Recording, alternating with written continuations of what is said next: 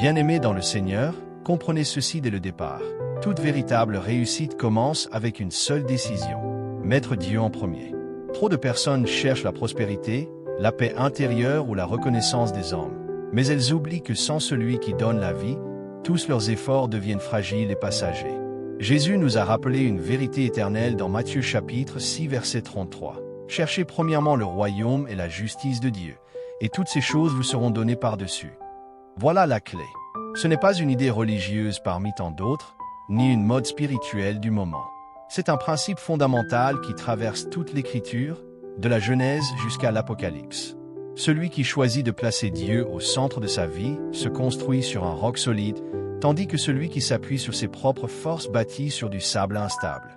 Aujourd'hui, je vais vous montrer pourquoi mettre Dieu en premier n'est pas une option, mais la base même d'une vie accomplie.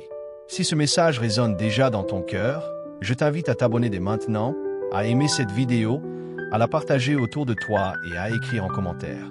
Ma réussite commence avec Dieu. Prépare-toi à découvrir des clés spirituelles capables de transformer ta marche avec le Seigneur.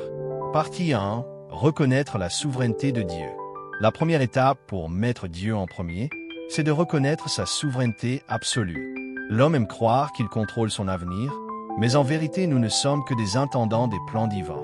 Proverbes chapitre 3 versets 5 et 6 nous dit « Confie-toi en l'Éternel de tout ton cœur et ne t'appuie pas sur ton intelligence. Reconnais-le dans toutes tes voies, et il aplanira tes sentiers. » Mettre Dieu en premier signifie donc accepter que mes choix, mes relations, mes projets et même mes ambitions doivent passer par lui avant d'être engagés. Jésus lui-même en est l'exemple parfait. Dans Jean chapitre 5 verset 19, il déclare « Le Fils ne peut rien faire de lui-même, il ne fait que ce qu'il voit faire au Père. » Si même le Christ, qui est Dieu fait chair, a choisi de ne rien entreprendre sans l'approbation du Père, combien plus devons-nous dépendre de sa direction? Beaucoup de croyants tombent dans une erreur subtile mais fatale. Bâtir leur propre plan et ensuite demander à Dieu de les bénir. Mais mettre Dieu en premier, c'est inverser ce processus. C'est attendre d'abord sa vision, puis avancer seulement dans la direction qu'il trace. Imagine un navigateur quittant le port sans carte ni boussole, il s'expose au naufrage. De la même manière, ignorer la souveraineté de Dieu, c'est choisir l'incertitude. Reconnaître Dieu comme souverain ne signifie pas rester passif. Au contraire, c'est vivre dans une dépendance active. Cela veut dire prier avant d'agir, consulter l'Écriture avant de prendre une décision, chercher à savoir ce que Dieu désire plutôt que ce que nous voulons. Ce positionnement spirituel libère une paix profonde, car tu sais que même si les circonstances changent, celui qui t'a guidé ne change jamais. Chaque fois que tu acceptes que tes projets ne t'appartiennent pas mais sont entre ses mains, tu ouvres la porte à la faveur divine. Tu n'es pas celui qui bâtit, tu es seulement l'ouvrier qui suit le plan du maître architecte. Et la Bible est claire. Lorsqu'il est au centre, ton édifice ne s'écroulera jamais. Partie 2. Sanctifier le commencement de toutes choses. Le second fondement biblique pour mettre Dieu en premier est de sanctifier le commencement de tout ce que tu entreprends.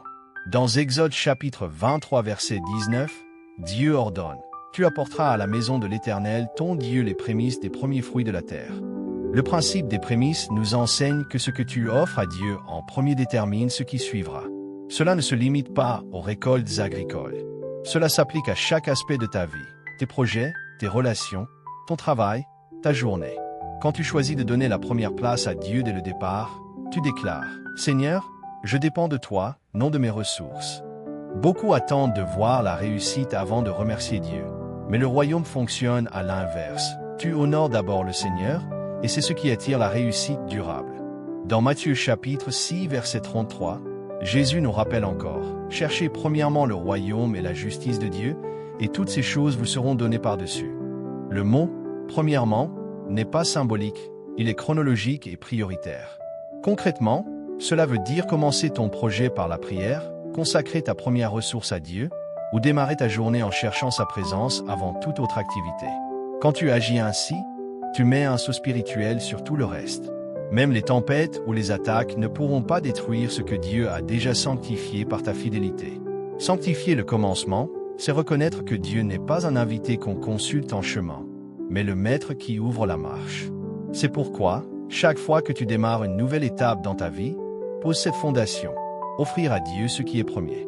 Tu verras alors sa bénédiction se manifester d'une manière que tes efforts seuls ne pourraient jamais produire. Partie 3. Faire de la parole l'autorité finale. Mettre Dieu en premier, c'est aussi faire de sa parole l'autorité suprême dans notre vie. Trop souvent, les croyants laissent leurs émotions, leurs expériences ou même les conseils humains dicter leurs choix, mais la Bible nous rappelle que « ta parole est une lampe à mes pieds et une lumière sur mon sentier ». Psaume chapitre 119 verset 105. Autrement dit, marcher sans la parole, c'est marcher dans les ténèbres. Un croyant qui honore Dieu met sa Bible au centre de ses décisions. La parole n'est pas seulement un livre d'histoires anciennes, elle est la voix même de Dieu qui parle encore aujourd'hui. Jésus lui-même a démontré cette vérité lorsqu'il fut tenté dans le désert. À chaque attaque de l'ennemi, il a répondu. Il est écrit, Matthieu chapitre 4 verset 4. Remarquons qu'il n'a pas combattu avec des arguments humains, mais avec l'Écriture. Voilà ce que signifie mettre Dieu en premier. Laisser la parole être ton autorité finale. Il arrive que la parole de Dieu contredise nos envies, nos traditions culturelles, voire les conseils de nos proches.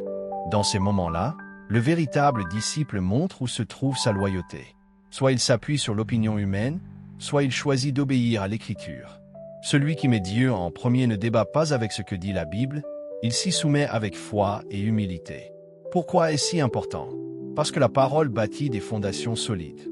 Jésus l'a enseigné dans Matthieu chapitre 7 versets 24 et 25. Celui qui écoute ces paroles et les met en pratique est semblable à un homme prudent qui a bâti sa maison sur le roc. Les tempêtes viendront, mais la maison tiendra debout. De même, une vie enracinée dans l'Écriture résiste aux épreuves, aux pressions et aux séductions du monde. Mettre Dieu en premier par la parole, c'est aussi la méditer quotidiennement. Ce n'est pas un acte religieux ou mécanique, mais une discipline spirituelle qui transforme nos pensées. Paul l'a écrit dans Romains chapitre 12 verset 2. Soyez transformés par le renouvellement de l'intelligence. Chaque jour passé dans la Bible renouvelle notre esprit et nous rapproche du cœur de Dieu. Enfin, faire de la parole l'autorité finale, c'est accepter qu'elle tranche dans nos choix. Quand tu dois décider entre deux options, demande-toi, que dit la parole de Dieu? Cette habitude simple mais puissante aligne tes pas avec le plan divin. Ainsi, mettre Dieu en premier, ce n'est pas simplement prier ou chanter des cantiques, c'est aussi vivre dans l'obéissance quotidienne à la Bible. Là réside la vraie force d'un croyant, non pas sa propre sagesse, mais son attachement indéfectible à l'Écriture. Partie 4. Consacrer ses priorités au royaume de Dieu. Une autre dimension essentielle de mettre Dieu en premier est de consacrer nos priorités au royaume. Jésus a dit dans Matthieu chapitre 6 verset 21, « Là où est ton trésor, là aussi sera ton cœur. » Ce verset révèle une vérité profonde. Nos choix, notre emploi du temps, notre énergie et nos ressources reflètent toujours ce que nous estimons le plus important. Beaucoup de croyants affirment aimer Dieu, mais leurs priorités quotidiennes prouvent le contraire. Ils trouvent le temps pour les loisirs, le travail, les réseaux sociaux, mais négligeant la prière, l'étude de la parole ou le service dans l'œuvre de Dieu. Or, mettre Dieu en premier signifie réorganiser sa vie pour que le royaume devienne la priorité absolue. Cela peut commencer simplement. Commencer ta journée par un moment de communion avec Dieu, organiser ton budget de manière à soutenir l'œuvre de l'Évangile, ou encore choisir une carrière qui ne te détourne pas de ton appel spirituel. Dans Colossiens chapitre 3 verset 2, Paul nous exhorte « Affectionnez-vous aux choses d'en haut et non à celles qui sont sur la terre ». Consacrer ses priorités, c'est aussi accepter que certaines ambitions personnelles doivent céder la place à ce que Dieu demande. Cela ne veut pas dire que Dieu ne veut pas de nos succès professionnels ou familiaux, mais que tout doit être soumis à son règne. Lorsque tu choisis le royaume avant ton propre intérêt, tu entres dans une dimension où Dieu se charge d'ajouter ce dont tu as besoin. Un exemple frappant est celui des premiers chrétiens. Dans Actes chapitre 2 versets 42 à 47, nous voyons des croyants qui plaçaient l'enseignement, la prière et la communion fraternelle au-dessus de tout le reste.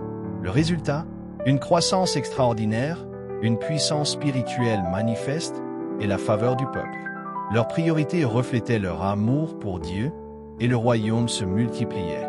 Aujourd'hui, mettre Dieu en premier dans tes priorités peut t'exiger des choix difficiles. Peut-être qu'il faudra refuser une opportunité professionnelle qui t'éloigne de l'Église. Peut-être qu'il faudra consacrer plus de temps à ton ministère, même si cela signifie moins de divertissement. Mais sache une chose, aucun sacrifice fait pour Dieu n'est perdu. Jésus a promis dans Marc chapitre 10 versets 29 et 30 que ceux qui laissent quelque chose pour le royaume recevront au centuple. Mettre Dieu en premier dans ses priorités, c'est décider que ma vie entière est alignée sur une seule mission, glorifier Jésus-Christ et étendre son royaume. Quand ton cœur est tourné vers le ciel, tes actions sur la terre deviennent porteuses de fruits éternels. Partie 5. La prière comme clé de dépendance. Mettre Dieu en premier sans la prière est impossible. La prière n'est pas seulement une habitude religieuse, elle est la respiration de l'âme et l'expression de notre dépendance à Dieu. Philippiens chapitre 4 verset 6 nous exhorte, « Ne vous inquiétez de rien, mais en toute chose, par la prière et la supplication, avec des actions de grâce, faites connaître vos demandes à Dieu. » La prière montre à Dieu que nous reconnaissons nos limites et que nous avons besoin de son intervention. Chaque fois que tu pries avant d'agir, tu déclares, « Seigneur, je ne veux pas avancer sans ton approbation. » Au contraire, ignorer la prière revient à s'appuyer sur sa propre sagesse et cela mène toujours à des impasses. Regardons la vie de Jésus. Bien qu'il soit le Fils de Dieu, il passait des nuits entières en prière, Luc chapitre 6 verset 12. Avant de choisir ses disciples, avant d'aller à la croix, avant chaque décision majeure, il cherchait la face du Père. Voilà le modèle. Si le Christ lui-même n'a rien fait sans prier, combien plus devons-nous dépendre de la prière dans notre quotidien? La prière est aussi une arme spirituelle. Éphésiens chapitre 6 verset 18 nous demande de prier en tout temps par l'Esprit. C'est par la prière que nous recevons la force pour résister aux tentations, la sagesse pour prendre des décisions justes et la paix dans les moments d'épreuve. Mettre Dieu en premier dans la prière signifie aussi lui donner la première place dans notre emploi du temps. Beaucoup prient seulement quand il reste du temps, mais celui qui honore Dieu commence sa journée en sa présence. C'est un acte de foi. Avant d'affronter le monde, je prends le temps de m'équiper auprès de mon Père. La prière n'est pas limitée aux moments difficiles. Elle doit devenir une habitude constante, une relation vivante. Paul dit dans 1 Thessaloniciens chapitre 5 verset 17, « Priez sans cesse ». Cela ne veut pas dire passer toute la journée à genoux, mais développer une communion permanente avec Dieu, même dans les activités ordinaires. Celui qui fait de la prière son refuge découvre une paix surnaturelle. Le verset suivant de Philippiens chapitre 4 verset 7 dit, « La paix de Dieu, qui surpasse toute intelligence, gardera vos cœurs et vos pensées en Jésus-Christ. » Voilà la récompense de ceux qui placent Dieu en premier par la prière. Ils marchent dans une paix que le monde ne peut ni donner ni enlever. Partie ci, mettre Dieu en premier dans ses finances. Un domaine sensible mais essentiel pour mettre Dieu en premier, c'est celui des finances. Jésus a dit dans Matthieu chapitre 6 verset 24, « Vous ne pouvez servir Dieu et Mammon. » Cela signifie que notre rapport à l'argent révèle souvent si Dieu est vraiment premier dans notre vie. Donner à Dieu la première place dans nos ressources, c'est reconnaître qu'il est la source de tout ce que nous possédons. Deutéronome chapitre 8 verset 18 rappelle, « C'est l'Éternel ton Dieu qui te donne de la force pour les acquérir. » Rien ne nous appartient réellement, nous ne faisons que gérer ce que Dieu met entre nos mains. La Bible enseigne le principe des dîmes et des offrandes comme une manière de sanctifier nos revenus. Malachie chapitre 3 verset 10 dit, « Apportez à la maison du trésor toutes les dîmes, afin qu'il y ait de la nourriture dans ma maison. Mettez-moi de la sorte à l'épreuve, dit l'Éternel des armées, et vous verrez si je n'ouvre pas pour vous les écluses des cieux. » Donner au Seigneur, ce n'est pas une perte, c'est un investissement éternel. Mettre Dieu en premier dans les finances ne se limite pas au fait de donner à l'Église. C'est aussi gérer nos ressources selon les principes bibliques. Éviter la cupidité, pratiquer la générosité envers les pauvres, être intègre dans nos affaires. Proverbe chapitre 11 verset 25 dit, « L'âme généreuse sera rassasiée, et celui qui arrose sera lui-même arrosé. » Beaucoup hésitent à mettre Dieu en premier dans leurs finances par peur de manquer. Mais le royaume fonctionne à l'opposé, c'est en donnant que l'on reçoit. Luc chapitre 6 verset 38 affirme, « Donnez, et il vous sera donné. » Celui qui met Dieu en premier découvre que ses besoins sont comblés au-delà de ce qu'il pensait possible. Il est important de comprendre que Dieu ne demande pas nos dons parce qu'il a besoin d'argent. Tout lui appartient déjà. Il veut nos cœurs, et nos finances révèlent où est notre cœur. C'est pourquoi honorer Dieu avec ses ressources est un acte d'adoration autant qu'un acte de foi. Celui qui met Dieu en premier dans ses finances ne vit pas dans la peur de manquer, mais dans la confiance que son Père est un pourvoyeur fidèle. Comme David l'a dit dans Psaume chapitre 37 verset 25, Je n'ai jamais vu le juste abandonné, ni sa descendance mendier son pain. Partie 7. Résister aux distractions et aux idoles modernes.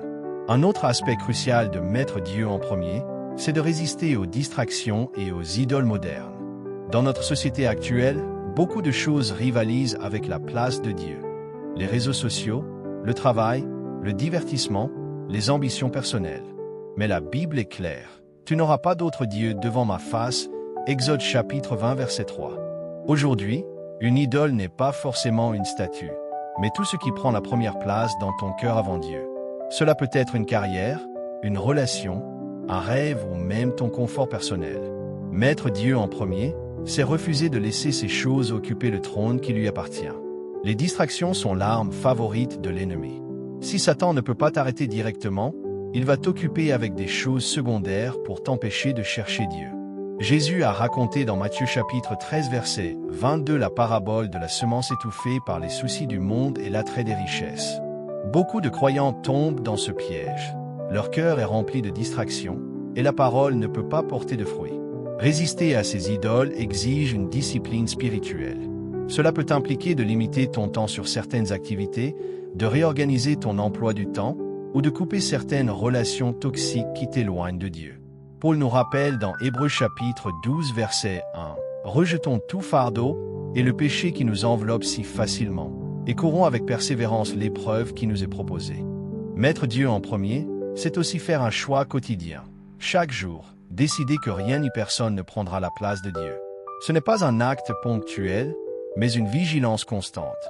Comme Josué l'a déclaré dans Josué chapitre 24 verset 15, « Moi et ma maison, nous servirons l'Éternel. » Lorsque tu refuses les idoles modernes et que tu demeures focalisé sur Dieu, ta vie spirituelle s'élève à un autre niveau.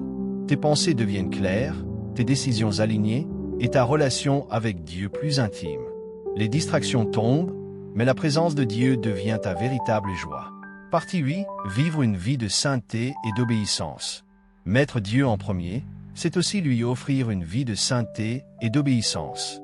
Hébreux chapitre 12 verset 14 dit « Recherchez la paix avec tous et la sanctification, sans laquelle personne ne verra le Seigneur. » La sainteté n'est pas un choix secondaire, c'est une exigence pour tout disciple de Jésus-Christ.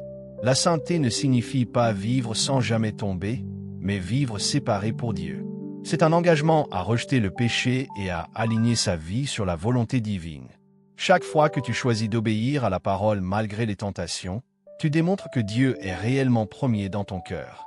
L'obéissance est la preuve concrète de notre amour pour Dieu.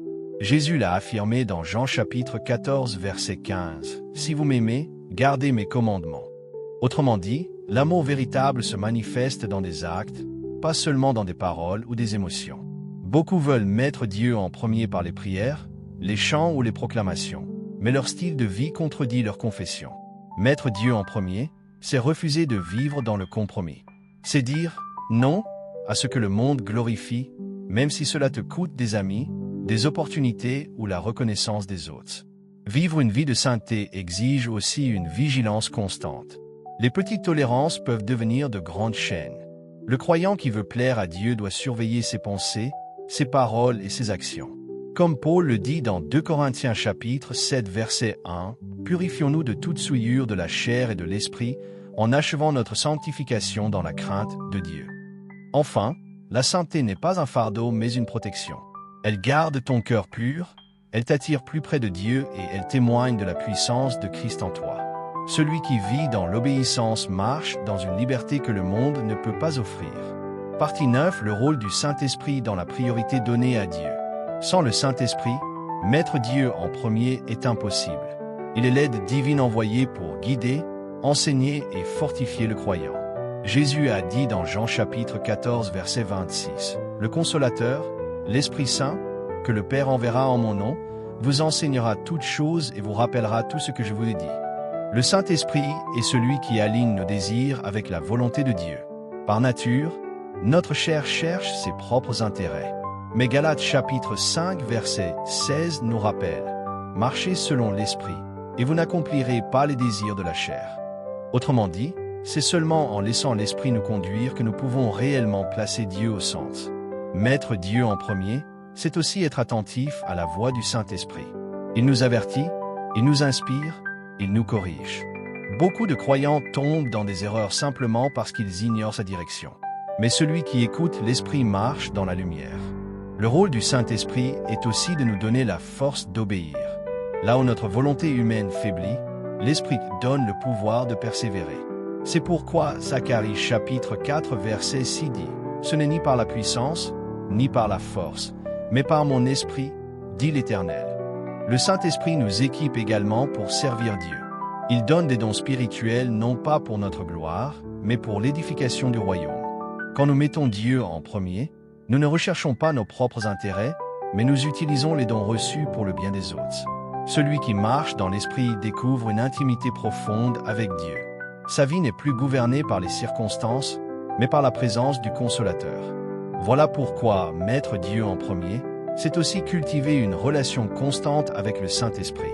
Partie dit, témoigner de sa foi comme expression de priorité. Mettre Dieu en premier, ce n'est pas seulement une affaire privée entre toi et lui, c'est aussi le proclamer publiquement. Jésus a dit dans Matthieu chapitre 10 verset 32, « Quiconque me confessera devant les hommes, je le confesserai aussi devant mon Père qui est dans les cieux. » Trop de croyants cachent leur foi par peur d'être rejetés ou ridiculisés. Mais mettre Dieu en premier signifie être prêt à témoigner de Christ, même quand ce n'est pas populaire. Ton témoignage peut être verbal, mais aussi pratique, par ta manière de travailler, de traiter les autres, de gérer les conflits. Le monde observe les chrétiens. Ce que nous disons compte, mais ce que nous vivons parle encore plus fort.